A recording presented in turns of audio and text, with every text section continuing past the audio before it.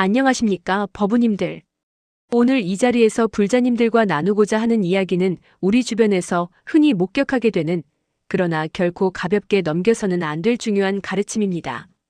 길을 걷다 보면 때로는 마음이 아픈 광경을 목격하게 됩니다. 무고한 길고양이에게 돌을 던지는 사람, 개미집을 일부러 발로 짓밟는 아이들, 심지어는 재미삼아 작은 새를 괴롭히는 어른들까지. 그런 모습을 보실 때마다 마음이 무거워지지 않으십니까?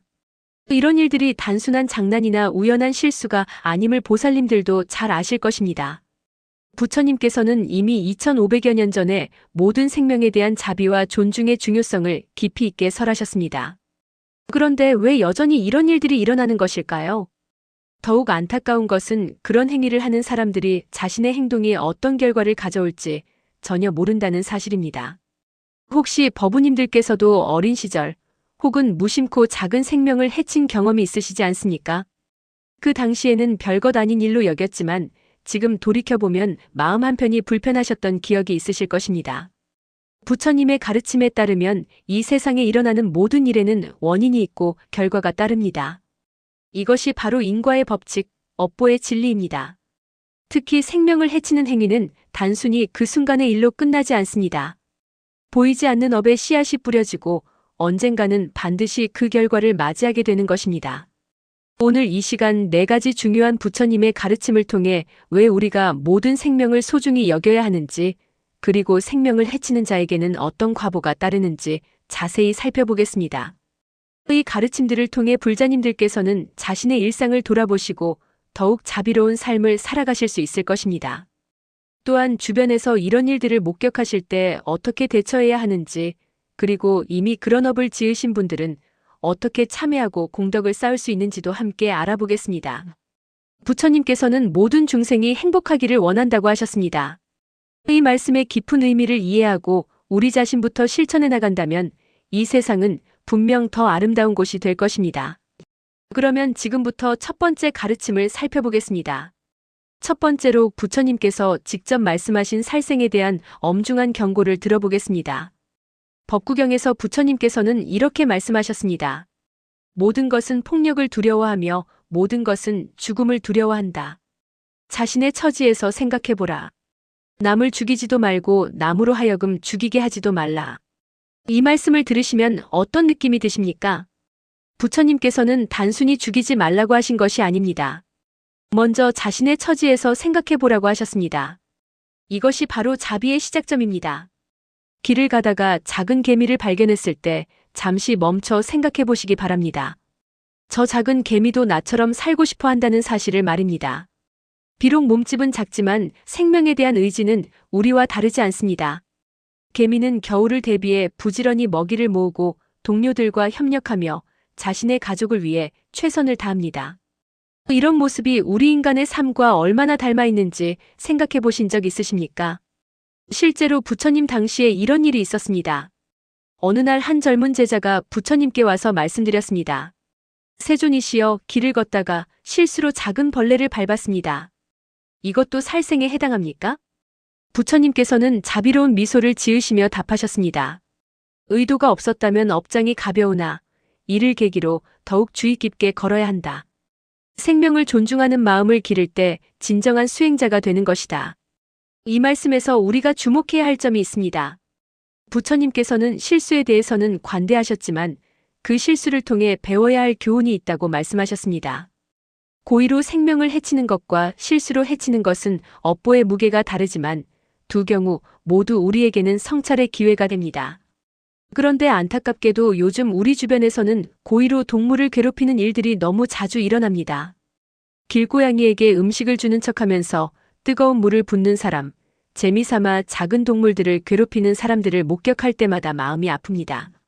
이런 행위들이 단순히 동물에게만 해를 끼치는 것이 아니라는 점을 법우님들께서는 꼭 기억하셨으면 합니다.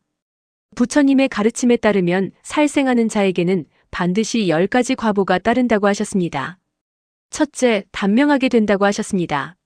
생명을 단축시키는 행위를 한 사람은 자신의 수명도 단축됩니다.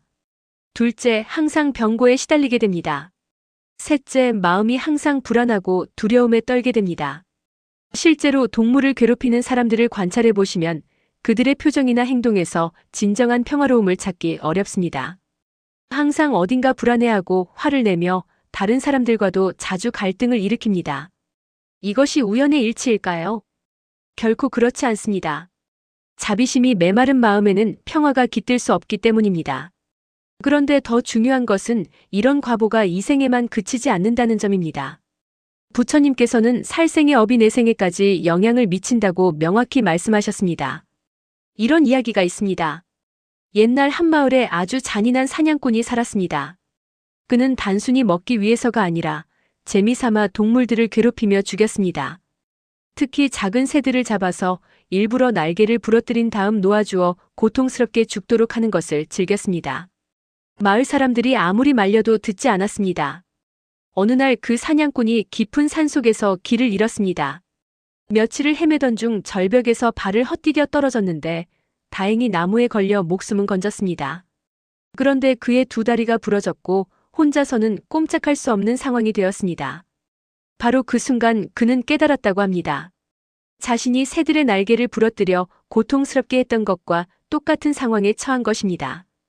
다행히 며칠 후 마을 사람들이 구조했지만 그 후 그는 완전히 달라진 사람이 되었습니다. 절에 다니며 열심히 참회하고 동물 보호에 앞장서는 사람이 되었다고 합니다. 이런 이야기를 들으시면 어떤 생각이 드십니까? 단순한 우연일까요? 아니면 정말 업보의 힘일까요? 부처님의 가르침을 깊이 이해하신 불자님들이라면 이미 답을 아실 것입니다. 그렇다면 우리는 일상에서 어떻게 실천해야 할까요? 첫째, 길을 걸을 때 발밑을 살펴보는 습관을 기르시기 바랍니다. 특히 비가 온 후나 따뜻한 날에는 작은 곤충들이 많이 나옵니다. 조금만 주의하면 충분히 피할 수 있는 생명들을 구할 수 있습니다. 둘째, 집에서 벌레를 발견했을 때 무조건 죽이려 하지 마시고 가능하다면 밖으로 내보내 주시기 바랍니다. 작은 컵이나 종이를 이용하면 해치지 않고도 쉽게 이동시킬 수 있습니다.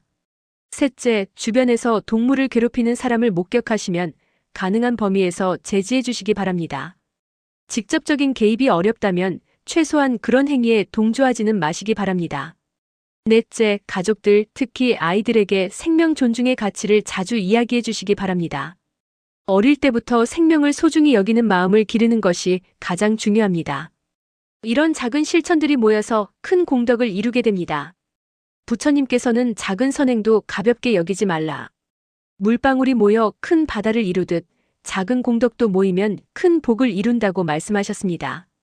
두 번째로 불교 경전에 기록된 동물 살생의 무서운 결과에 대해 말씀드리겠습니다. 정법념 처경에는 살생의 과보에 대해 매우 구체적으로 기록되어 있습니다. 경전에서는 생명을 해치는 자는 지옥에 떨어져 오랜 세월 고통받으며 설령 인간으로 다시 태어나더라도 짧은 수명과 많은 질병으로 고통받는다고 명시되어 있습니다. 이 말씀을 단순한 위협이나 도덕적 교훈으로만 받아들이시면 안 됩니다. 부처님께서는 깊은 선정에 드셔서 직접 보시고 경험하신 진실을 우리에게 전해주신 것입니다. 실제로 경전에는 구체적인 사례들이 많이 나옵니다. 그 중에서도 특히 인상 깊은 이야기를 하나 소개해드리겠습니다. 부처님 당시에 한 부자가 있었습니다. 그는 많은 재산을 가지고 있었지만 성격이 매우 잔인했습니다. 하인들이 조금이라도 실수를 하면 심하게 때렸고 집에서 기르던 개나 고양이들도 기분이 나쁠 때마다 학대했습니다. 심지어는 재미삼아 작은 새들을 잡아다가 고문하듯 괴롭히는 것을 즐겼습니다. 주변 사람들이 아무리 말려도 내 돈으로 산 것들인데 내 마음대로 할 수 없나? 라며 되레 화를 냈습니다. 그런데 어느 날 갑자기 이상한 일들이 일어나기 시작했습니다. 먼저 그의 사업이 하나둘씩 망하기 시작했습니다. 믿었던 사업 파트너들이 배신하고 투자한 곳마다 실패가 이어졌습니다.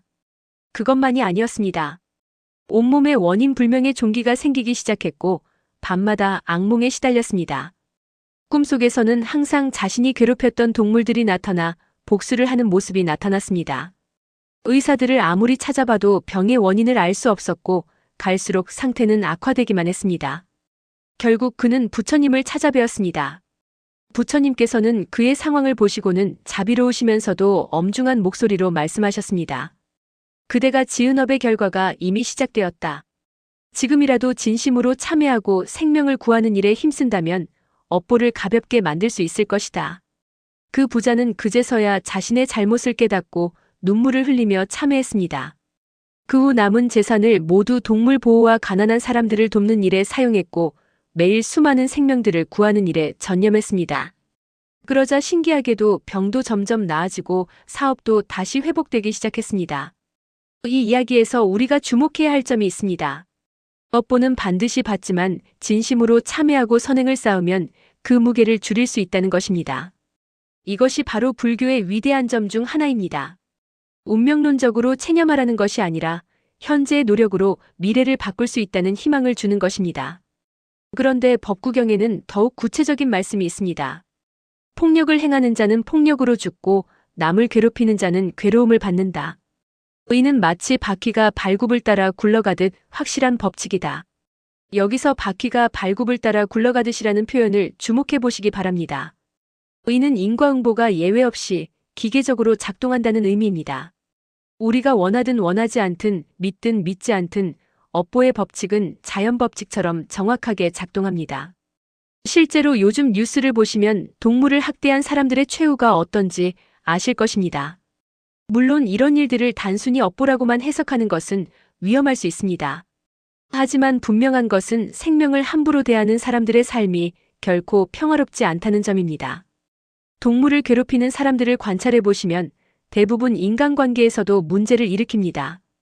가족들과의 관계가 좋지 않고 직장에서도 갈등이 끊이지 않습니다. 이것이 우연일까요? 부처님께서는 자비심이 없는 마음에는 행복이 깃들 수 없다고 말씀하셨습니다. 작은 동물조차 함부로 대하는 사람이 어떻게 사람들과 좋은 관계를 맺을 수 있겠습니까? 그렇다면 우리는 어떻게 해야 할까요? 첫째, 이미 동물을 해친 적이 있으시다면 진심으로 참회하시기 바랍니다. 단순히 입으로만 미안하다고 하는 것이 아니라 마음 깊이 후회하고 다시는 그런 일을 하지 않겠다고 다짐하는 것입니다. 둘째, 적극적으로 생명을 구하는 일에 참여하시기 바랍니다. 유기동물 보호소에 후원을 하거나 길에서 다친 동물을 발견했을 때 도와주는 것도 좋은 방법입니다. 셋째, 가능하다면 방생을 실천해 보시기 바랍니다. 다만 방생을 할 때는 생태계를 고려해서 신중하게 해야 합니다. 잘못된 방생은 오히려 생태계를 파괴할 수 있기 때문입니다. 넷째, 매일 자비관 수행을 하시기 바랍니다. 모든 중생이 행복하기를, 모든 중생이 괴로움에서 벗어나기를 하고 진심으로 기원하는 것입니다. 이런 마음가짐이 습관이 되면 자연스럽게 생명을 해치는 행동을 하지 않게 됩니다. 부처님께서는 마음이 모든 업의 뿌리라고 하셨습니다. 자비로운 마음을 기르는 것이 가장 근본적인 해결책인 것입니다. 세 번째로 조주선사의 깊은 가르침을 통해 생명에 대한 새로운 깨달음을 얻어보겠습니다. 당나라 시대의 위대한 선사이신 조주선사께서는 어느 날 제자에게 이런 말씀을 하셨습니다. 깨에게도 불성이 있는가? 제자가 없습니다라고 답하자 선사께서는 무라고 답하셨습니다. 이 유명한 조주의 개공안은 단순히 개에게 불성이 있느냐 없느냐를 묻는 것이 아닙니다. 모든 존재의 본질적 평등성에 대한 깊은 질문입니다. 조주 선사께서 무라고 답하신 것은 개에게 불성이 없다는 뜻이 아닙니다. 오히려 있다, 없다는 이원적 사고를 넘어선 절대적 평등을 가리키신 것입니다. 이 가르침을 현재 우리가 다루고 있는 동물 학대 문제에 적용해보면 어떨까요? 동물을 괴롭히는 사람들의 마음 밑바탕에는 인간은 높고 동물은 낮다는 차별의식이 깔려 있습니다. 동물은 물건이니까 내 맘대로 해도 된다는 생각 말입니다. 하지만 조주선사의 가르침은 이런 차별의식 자체가 잘못되었음을 보여줍니다. 크고 작음, 높고 낮음을 떠나 모든 존재는 본래 하나의 큰 생명에서 나온 것입니다. 실제로 조주선사에게는 이런 일화가 있습니다. 어느 날 한 수행자가 선사를 찾아와서 물었습니다. 선사님, 저는 수행을 위해 모든 것을 포기했습니다. 그런데 길에서 작은 벌레를 밟게 될까봐 걱정이 됩니다. 어떻게 해야 할까요? 조주선사께서는 웃으시며 답하셨습니다. 벌레를 밟을까 걱정하는 그 마음이 이미 벌레와 하나가 되었구나. 진정한 자비는 걱정에서 나오는 것이 아니라 모든 존재와의 일체감에서 나온다. 이 말씀의 깊은 뜻이 무엇인지 아시겠습니까? 조주선사께서는 단순히 조심하라는 말씀이 아니라 근본적인 깨달음을 말씀하신 것입니다. 나와 벌레가 별개가 아니라는 깨달음, 모든 생명이 하나라는 인식이 진정한 자비의 바탕이라는 것입니다. 이런 관점에서 보면 동물을 괴롭히는 행위가 얼마나 어리석은 일인지 알 수 있습니다. 그것은 마치 자신의 손으로 자신의 발을 때리는 것과 같습니다. 겉으로는 다른 존재를 해치는 것 같지만 실제로는 하나로 연결된 자신을 해치는 것입니다. 조주선사에게는 또 다른 유명한 말씀이 있습니다. 한 알의 모래 속에 삼천대천 세계가 들어있고 한 마리 개미 속에도 부처가 있다. 이 말씀을 들으시면 어떤 느낌이 드십니까? 아무리 작고 하찮아 보이는 존재라도 그 안에는 무한한 가능성과 거룩함이 있다는 뜻입니다. 이런 깨달음을 가진 사람이 어떻게 작은 생명을 함부로 대할 수 있겠습니까? 실제로 조주선사가 머물던 관음원에서는 이런 일이 있었다고 합니다. 어느 해 여름 절 마당에 개미들이 너무 많아져서 제자들이 걱정하며 선사께 말씀드렸습니다. 선사님, 개미들이 너무 많아서 걸을 때마다 밟게 됩니다. 어떻게 해야 할까요? 선사께서는 잠시 생각하시더니 이렇게 말씀하셨습니다. 개미들에게 사정을 이야기해 보아라. 서로 배려하며 살 수 있는 방법을 찾을 것이다. 제자들이 의아해하며 물었습니다. 개미가 사람 말을 알아듣겠습니까? 선사께서 미소 지으시며 답하셨습니다. 진심으로 전하는 마음은 언어의 벽을 넘어선다. 한번 해보아라. 신기하게도 제자들이 진심으로 개미들에게 사정을 이야기하고 다른 곳으로 이주해달라고 부탁하자 며칠 후 개미들이 정말로 다른 곳으로 옮겨갔다고 합니다. 이 이야기가 사실이냐 전설이냐는 중요하지 않습니다. 중요한 것은 조주선사의 마음가짐입니다. 문제가 생겼을 때 상대를 제거하려 하지 않고 서로 공존할 수 있는 방법을 찾으려 한 것입니다. 이것이 바로 진정한 지혜입니다. 현재 우리 사회에서 동물과 관련된 문제들도 이런 관점에서 접근해야 합니다. 길고양이 문제, 비둘기 문제 등등 모든 것을 제거의 관점이 아니라 공존의 관점에서 바라보는 것입니다. 조주선사의 가르침을 현실에 적용하려면 어떻게 해야 할까요? 첫째, 매일 아침 일어나서 이렇게 다짐해 보시기 바랍니다. 오늘 하루 만나게 될 모든 생명과 조화롭게 지내겠습니다. 둘째, 동물을 볼 때마다 그 안에 있는 불성을 인정하고 존중하는 마음을 가지시기 바랍니다. 저 작은 존재도 나와 같은 부처님의 자녀다라고 생각하는 것입니다. 셋째, 문제가 생겼을 때 즉각적인 해결책보다는 근본적인 해결책을 찾으려 노력하시기 바랍니다. 벌레가 싫다고 죽이는 것보다는 왜 벌레가 들어오는지 원인을 파악하고 근본적으로 해결하는 것입니다. 넷째, 일상에서 만나는 모든 존재들과 대화하려는 마음을 가져보시기 바랍니다. 물론 말로 하는 대화가 아니라 마음으로 하는 대화입니다. 너희도 행복하게 살고 싶겠구나. 어떻게 하면 우리가 함께 행복하게 살 수 있을까? 이런 마음가짐이 자연스럽게 몸에 뵐 때 우리는 자연스럽게 모든 생명을 존중하는 사람이 됩니다. 조주선사께서 말씀하신 무해경지, 모든 차별을 넘어선 절대평등의 마음이 바로 이런 것입니다. 네 번째로 불교 경전에 나오는 전생의 업보 이야기를 통해 동물 학대의 진정한 무서움을 깨달아 보겠습니다. 자타카 경전에는 부처님의 전생 이야기들이 많이 기록되어 있는데 그 중에는 업보의 무서움을 보여주는 생생한 사례들이 있습니다.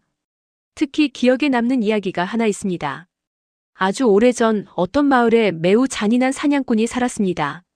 그는 동물들을 사냥할 때 단번에 죽이지 않고 일부러 고통스럽게 죽도록 하는 것을 즐겼습니다. 특히 작은 새들을 잡아서는 한쪽 날개만 부러뜨린 다음 놓아주어 날지도 못하고 제대로 걸을 수도 없게 만들어 서서히 굶어 죽게 하는 것을 재미있어 했습니다. 사람들이 아무리 말려도 동물은 어차피 죽을 건데 뭐가 문제냐며 계속 그런 일을 했습니다. 그런데 그 사냥꾼이 죽어서 다시 태어났을 때는 몸이 불구인 사람으로 태어났습니다. 팔다리가 제대로 발달하지 못해 평생 남의 도움 없이는 살 수 없는 몸이었습니다. 더욱 안타까운 것은 그가 아무리 노력해도 생계를 유지하기 어려워서 항상 굶주림에 시달렸다는 점입니다. 이것이 바로 전생에 동물들을 불구로 만들고 굶어 죽게 한 업보였습니다. 그런데 이 이야기에는 더 깊은 의미가 있습니다. 그 불구의 몸으로 태어난 사람은 자신의 고통을 통해 비로소 생명의 소중함을 깨달았습니다. 아, 내가 전생에 동물들에게 이런 고통을 주었구나 하고 깨달은 것입니다. 그 후 그는 비록 몸은 불편했지만 마음은 누구보다 자비로운 사람이 되었습니다. 길에서 다친 동물을 발견하면 자신이 할 수 있는 한 최선을 다해 도와주었고 항상 모든 생명을 위해 기도했습니다. 그런 생활을 수십 년 동안 계속한 결과 다음 생에서는 건강하고 복 많은 사람으로 태어날 수 있었다고 합니다. 이 이야기에서 우리가 배워야 할 교훈이 무엇일까요? 첫째, 업보는 반드시 돌아온다는 것입니다. 우리가 다른 생명에게 가하는 고통은 언젠가 어떤 형태로든 우리에게 돌아옵니다. 둘째, 현재의 고통이나 불행도 과거 업보의 결과일 수 있다는 것입니다. 물론 모든 고통을 업보로만 해석해서는 안 되지만 겸허하게 자신을 돌아보는 것은 필요합니다. 셋째, 업보를 깨달으면 그것이 오히려 깨달음의 기회가 될 수 있다는 것입니다. 넷째, 진심으로 참회하고 선행을 쌓으면 업보의 무게를 줄일 수 있다는 것입니다. 법화경에도 이와 관련된 말씀이 있습니다. 과거에 지은 악업이 있더라도 현재 선업을 쌓으면 그 무거운 업보도 가벼운 과보로 바뀔 수 있다. 이것이 불교의 희망적인 메시지입니다. 과거에 실수나 잘못이 있었더라도 현재부터 올바르게 살면 미래를 바꿀 수 있다는 것입니다. 실제로 현재 우리 주변에서도 이런 일들을 관찰할 수 있습니다. 어릴 때 동물을 괴롭혔던 사람이 나중에 동물 보호 운동가가 되는 경우가 있습니다. 이런 사람들의 이야기를 들어보면 대부분 어떤 계기를 통해 자신의 잘못을 깨달았다고 합니다. 어떤 사람은 자신의 반려동물이 아파서 고생하는 모습을 보면서 깨달았고, 어떤 사람은 자신이 질병으로 고통받으면서 동물들의 고통을 이해하게 되었다고 합니다. 또한 경전에는 이런 말씀도 있습니다. 생명을 구하는 자는 장수하고 생명을 해치는 자는 단명한다. 이는 우주에 변하지 않는 법칙이다. 요즘 의학이 발달해서 과거보다 수명이 많이 늘었지만 그래도 생명을 함부로 대하는 사람들의 삶을 관찰해보시면 여전히 이 법칙이 적용되는 것을 볼 수 있습니다. 직접적인 단명이 아니더라도 삶의 질이 떨어지거나 만족스럽지 못한 삶을 사는 경우가 많습니다. 반면에 동물 보호나 생명 구조에 힘쓰는 사람들은 대부분 건강하고 활력 있는 삶을 사는 것을 볼 수 있습니다. 그렇다면 우리는 실제로 어떻게 실천해야 할까요? 첫째, 과거에 동물을 해친 기억이 있으시다면 진심으로 참회하시기 바랍니다. 참회의 방법은 간단합니다. 조용한 곳에서 마음을 가라앉히고 자신이 해친 생명들을 하나하나 떠올리며 진심으로 사과하는 것입니다. 내가 무지해서 너희들에게 고통을 주었다. 정말 미안하다.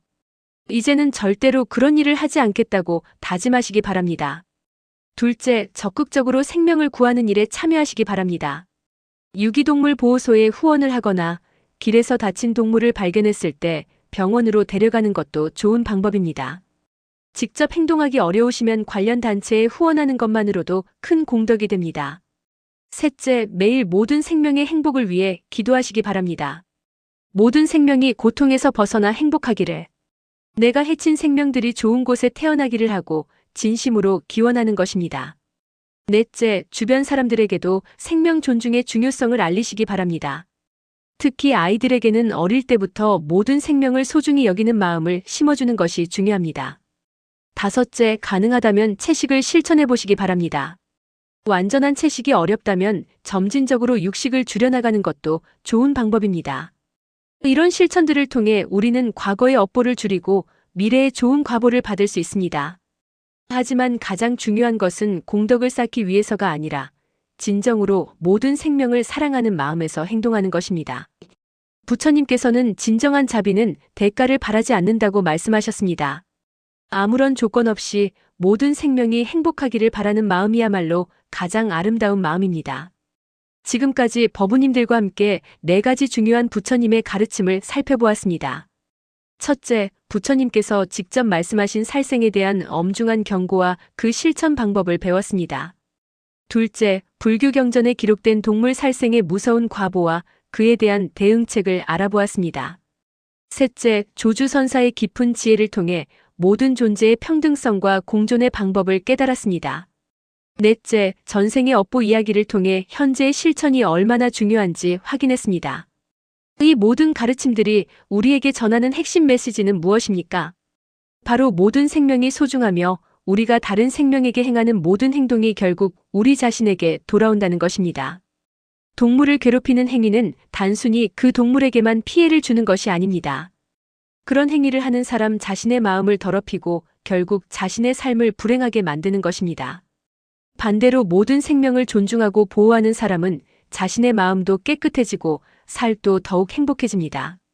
이것은 단순한 도덕적 교훈이 아니라 우주의 법칙입니다. 부처님께서 깨달으신 진리이며 수많은 선각자들이 체험으로 확인한 사실입니다. 그러므로 불자님들께서는 오늘부터 작은 것부터 실천해 보시기 바랍니다.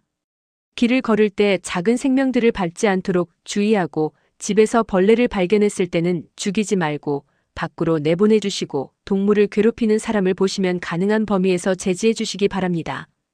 또한 이미 과거에 동물을 해친 일이 있으시다면 진심으로 참회하고 앞으로는 생명을 구하는 일에 적극적으로 참여하시기 바랍니다. 이런 작은 실천들이 모여서 큰 변화를 만들어낼 것입니다. 여러분 한 분 한 분의 자비로운 마음이 모인다면 이 세상은 분명 더 아름다운 곳이 될 것입니다. 오늘 이 가르침이 법우님들의 마음에 깊이 새겨져서 일상생활에서 모든 생명을 존중하고 보호하는 실천으로 이어지기를 간절히 기원합니다. 이 영상이 도움이 되셨다면 좋아요 버튼을 눌러주시고 댓글로 여러분의 생각이나 경험을 나눠주시기 바랍니다. 특히 동물과 관련된 따뜻한 경험이나 깨달음이 있으시면 다른 분들과도 공유해 주시면 좋겠습니다. 그리고 주변에 이런 가르침이 필요한 분들이 계시다면 이 영상을 공유해 주시기 바랍니다. 모든 불자님들과 법우님들, 그리고 이 세상의 모든 생명들이 괴로움에서 벗어나 행복하기를 간절히 기원합니다. 부처님의 자비가 여러분과 함께 하시길 바라며 다음에 또 좋은 가르침으로 찾아뵙겠습니다. 나무 아미타불 관세음보살